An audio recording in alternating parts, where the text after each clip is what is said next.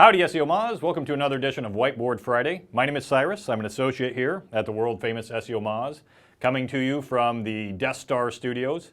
Have you ever seen the Death Star Studios? I'll put a picture in the post below. It's pretty cool, not as cool as Rand's personal bat cave, which only 5 people have ever seen, but it's still pretty cool. Today I want to talk about over-optimization. I spend a lot of time in the SEO Moz Q&A. I see a lot of people asking questions which indicate that, when you're beginning your SEO, you have a tendency to maybe take the optimization a little too far. And this is becoming really important today. We've seen, if you've been doing SEO a while, you've seen over-optimization penalties sort of creep into the algorithm over the past couple years. 2 weeks ago, Google announced through Matt Cutts that he kind of let it slip in a conference that Google is going to start cracking down even harder on overly optimized sites that use SEO a little too much in an effort to sort of level the playing field. So this is what I want to talk about. Now, when you're just getting started in SEO, and we've all been there, we've all done this in every one of our, at least once to any website, you're starting off, and let's say this is your Google Analytics and this is your traffic. And you start learning SEO, you start optimizing the title tags, you fix your 404 errors, and your traffic starts increasing. And then you start getting into more nitty-gritty. You get your canonical tags just right, you decrease your overly long URLs, and after time, your traffic, instead of increasing, it starts to level off. Your ROI, your return on investment for the optimization that you're putting in, sort of tends to taper, and you're not getting these dramatic results anymore. When you're just starting out, I believe there's a huge dividing line between the beginner SEO and the intermediate SEO. And that line is found right here. When you start reaching those diminishing returns on investment, the beginner SEO will just keep pounding away at it. They'll just keep optimizing and optimizing and optimizing. And they get a little bump in their traffic or a little decrease, and it fuels them like a slot machine, like they're winning or they're losing. And they just keep playing that game without creating any new value to their website. A lot of times you hear from beginner SEOs that, oh, I don't want to create new content because, it's a small gardening site, for my local gardener, and there's not really much content to create. And I can't build links because no one wants to link to my content. So I'm just going to keep playing with the title tags to try to fool the search engine into sending more traffic. But today, with these over-optimization penalties on the way, and the fact that these tactics not only are low ROI, but the penalties can make them negative ROI. That by over-optimizing, you're actually going to see a decrease in your traffic. Now, we've seen these for a while, a lot that we're familiar with, and a lot that we can guess at. One of the most common over-optimization techniques that you want to avoid, obviously, keyword stuffing. Now, there's a lot of places that you can stuff your keywords, that we're familiar with, in the text of the body, in the images, in the navigation links. There's 3 in particular that we see that Google seems to pay a lot of attention to when done in combination. And that's the title tag, the URL, and inbound anchor text. When all 3 of those are in harmony with each other on a really over-optimized basis, we tend to see a decrease in rankings. That's just from personal experience, not scientifically based by any means.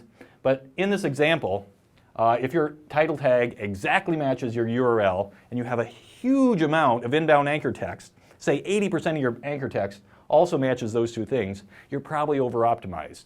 You're probably doing a little too much SEO to that site, and it does not look natural. The other areas of over-optimization that you want to avoid are your link profiles. And we've particularly seen this in the past few weeks with Google cracking down on link networks, low-quality links. They announced that they're going to be devaluing more administrative links. By administrative links, we mean sites that are related to each other. So if you own a network of 50 sites and you're interlinking all of those to each other, the value that you're getting is over-optimizing. They're going to be diminished, and you could face a penalty, and if you do it too much, you could face de-indexing, like we've seen Google do with the linking indexes. And also going back to the low-value links, the directory links, the comment links. You want a balanced link profile because any technique that you take too far, it's going to be over-optimized. You're going to get diminishing rate of returns. Now, if you're a beginning SEO and you want to advance to the intermediate SEO, right here, I urge you to make the other choice. Don't go the dark side. Don't go the over-optimization route. Go with the light side. Choose new creation. If you're beginning SEO, if you want to make this jump to intermediate SEO, the best thing you can do to get high ROI is start creating content. Starting today, create a content calendar.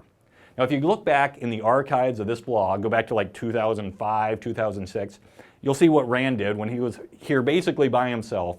Rand Fishkin had a content calendar that was every single day. 2005, 2006. Not all of those posts are groundbreaking SEO masterpieces, but that guy wrote every single day, and he built this blog into what it is now. Now, you don't have to write every day for your content calendar, but set a schedule and stick to it, whether it be daily, weekly, or monthly. And when you do that, you open up all these new areas of SEO that you haven't been exploring when you're over-optimizing. The first thing you're going to do is create all these new long-tail opportunities. So here, your ability to rank is just for the same 10 pages, 100 pages, 1,000 pages of your website. You're never creating any new ranking opportunities or new long-tail opportunities. You're not building those for yourself. With the content calendar, you're now an intermediate SEO. You're creating all those new opportunities every day when Google crawls those pages. You're also creating new freshness. Did a blog post a few months ago about freshness factors. When you add new content to your website, you're giving Google all these freshness signals that says my site is still relevant, it still matters, crawl me more, index more on my pages, and just by having that freshness, you'll see this line increase. That is a high ROI SEO activity. But also when you create new pages, you kind of get a double freshness benefit because you have the opportunity to link back to your old material, your old stale 10-page, 100-page website. By creating that new content and linking back to yourself, you're telling Google, these pages are still relevant. Yes, they've been on my site for 5 or 10 years and nothing has happened to them, but they're still important. I want you to crawl them. I am linking to them now. It's not as strong a signal as external links, but it still gives you that opportunity. And finally, back here, you weren't creating any links because you didn't have those link assets. Who wants to link to your sites? This gives you the opportunity to create those link assets to build the content that people want to link to. If you're coming into an old website, if you're taking it over, they're your client and it's just something that is unattractive, this gives you the opportunity to create something that people actually do want to link to. This will take you from here to here. That's it for today. Tell me what you think in the comments below. Thanks, everybody.